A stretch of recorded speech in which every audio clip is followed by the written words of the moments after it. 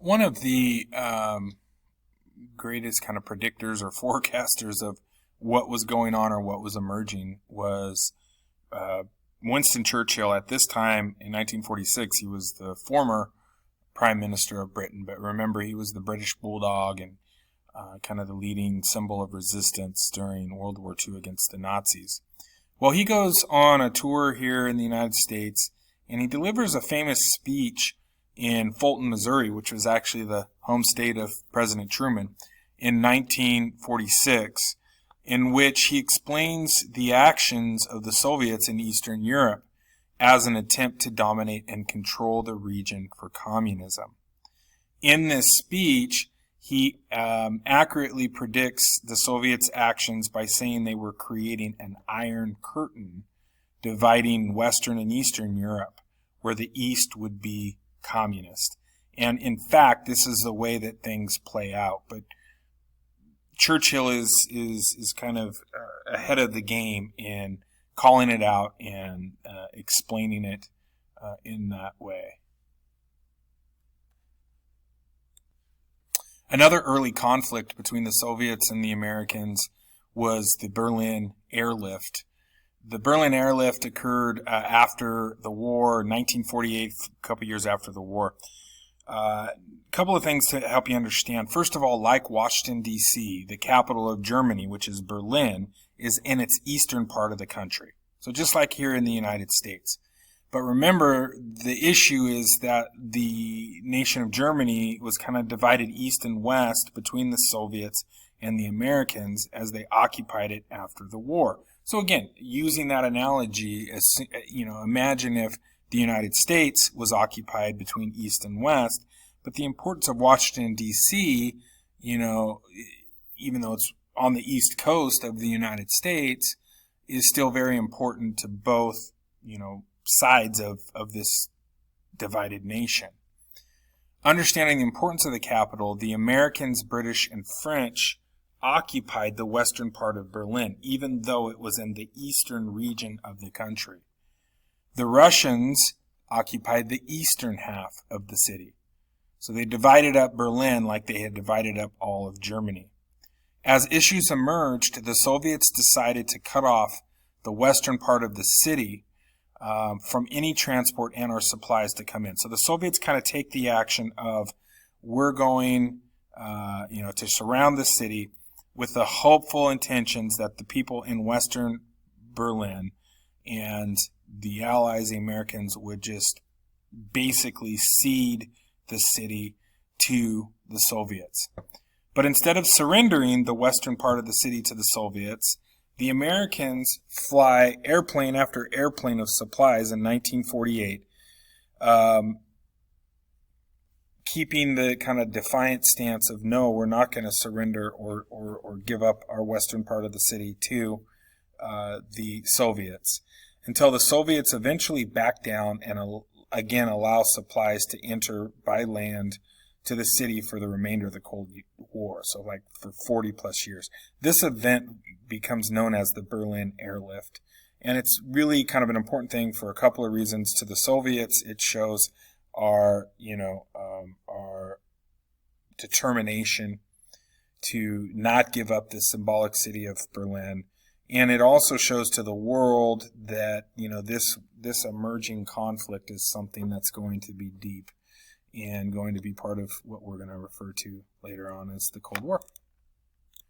The Marshall Plan is an American policy that helps to finance the rebuilding of Europe. By 1948, 3 years after the end of the war, all of Europe was still struggling to rebuild itself from the devastation of World War II.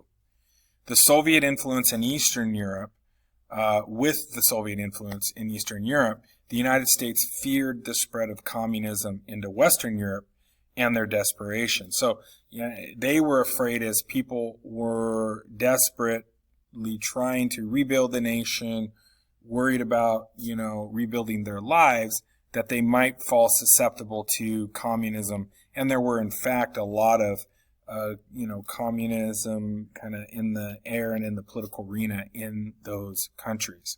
So the U.S. plan is to basically finance and it turns out to be a $13 billion aid to Europe to help rebuild its nation. And rebuild it did. And it did it, again, for a couple of reasons. First, the moral motivation of just helping our allies rebuild, knowing that we were in such a good and beneficial situation. And, it also had the byproduct of, stimulating our economy, in that you're using American goods and, American companies and those kind of things. And even if you're not, you're providing a stimulus for a nation that's going to, you hope, be, thankful for your role in that rebuild. And secondly, the U.S. is motivated by the threat of the Soviets influencing all of Europe. So the U.S. finances the resurrection of most of Western Europe after the war. As things were unraveling between the Soviets and Americans during the late 1940s, an American statesman named George Kennan and President Truman himself develop a new foreign policy that becomes known as containment. Containment was a strategy to assist the nations of the world, directly or indirectly, who were threatened by the spread of communism. Because communists had an ultimate goal of worldwide domination, and this policy dealt with that goal. So containment would become part of the Truman Doctrine, a foreign policy geared to stop communism. So the Truman Doctrine in part includes this kind of concept of containment. And it would lead to our involvement in various conflicts around the world in later years, like the Korean War and the Vietnam War. So again, the idea of containment is that whether it's through finances, whether it's through, military instruction, or it's direct fighting with our soldiers, we need to help countries stop any communist threat they might be under. So 1948 was an election year in America, and as the year and as the campaign went on in 1948, the polls were indicating, and many of the experts felt, that Americans were just unwilling to re-elect Harry Truman as president. He actually hadn't been elected previously to that. Remember, he had come to office after the death of FDR. And the Republicans were running a strong candidate, Thomas Dewey, who had been through the election in 44 against FDR. So there was a strong candidate there. Eventually, though, it kind of shows don't always believe the polls, which we've seen countless times in this country play out, including 2016.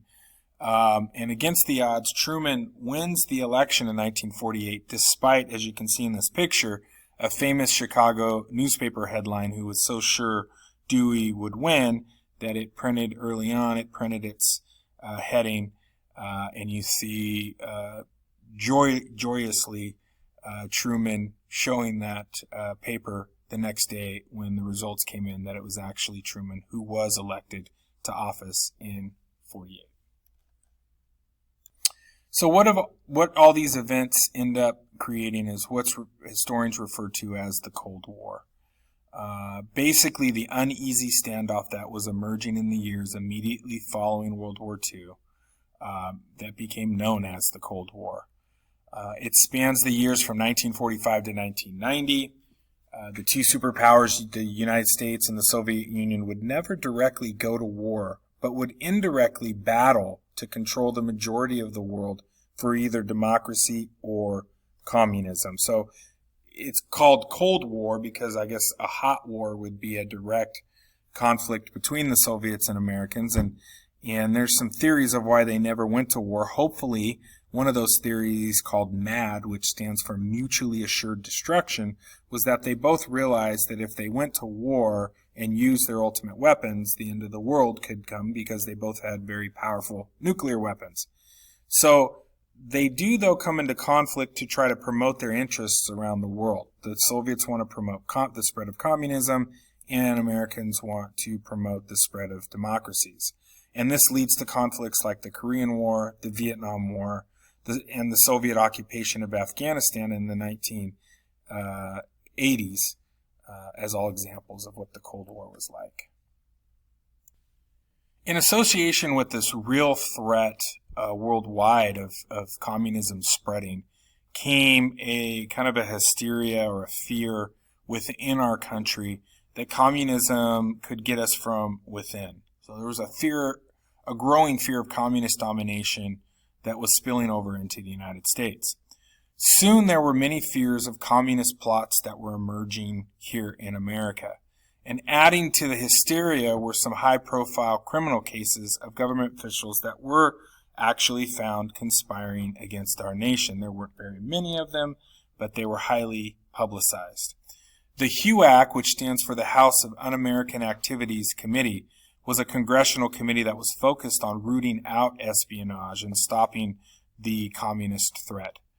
One of its members, Whittaker Chambers, accused publicly in a committee Alger Hiss, a government official, of being a spy for the Soviets in a very highly publicized hearing.